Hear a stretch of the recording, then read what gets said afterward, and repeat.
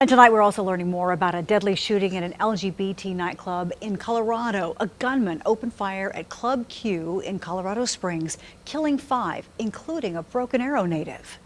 Around 11:55 or so, I heard a few popping sounds. I saw the outline of a man holding a rifle at the entrance of the club, just probably about 15 feet from me.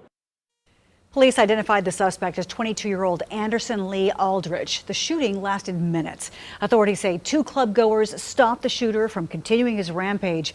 And without their heroic actions, police there say it could have been much worse. Now, that shooting has left dozens of communities in mourning, including our very own. Among the 5 killed was Broken Arrow native Daniel Aston. Tonight, 2 News Oklahoma's Jeanette Quesada talked with his uncle and tells us how they're honoring his memory. A week when families are gathering for the holidays, Benny Collins and his family are trying to process the tragic and unexpected loss of one of their own. Daniel Aston was among the 5 killed at Club Q in Colorado Springs, a son, brother, nephew, and friend. Today, his family and friends are remembering him as a kind, sweet, and loving person. Benny Collins woke up Sunday morning to the news that a gunman killed 5 and injured at least 19 others at a gay nightclub in Colorado Springs. I noticed the Apple News, and it said something about Club Q on there, and I'm going, oh my God. He had been there before to visit his nephew, Daniel Aston. Collins says Daniel, a Broken Arrow native, had recently moved to Colorado Springs to work at Club Q.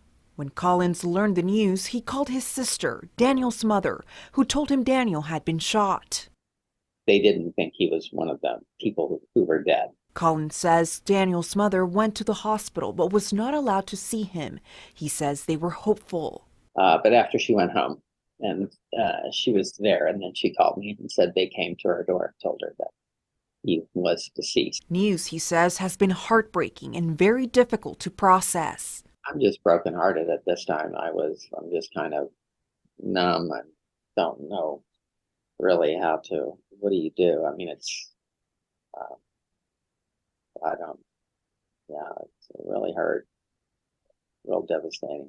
Collins says Daniel grew up in Broken Arrow and lived in Tulsa until he was 26, where he worked at Cafe Elote. He was the youngest of 2 brothers. Collins says Daniel was also transgender. He was a very brave person, and not afraid to be who he was.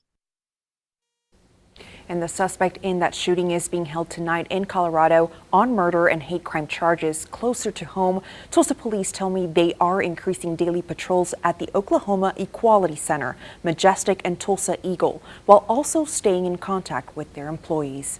Live in studio, Jeanette Quesada, 2 News Oklahoma.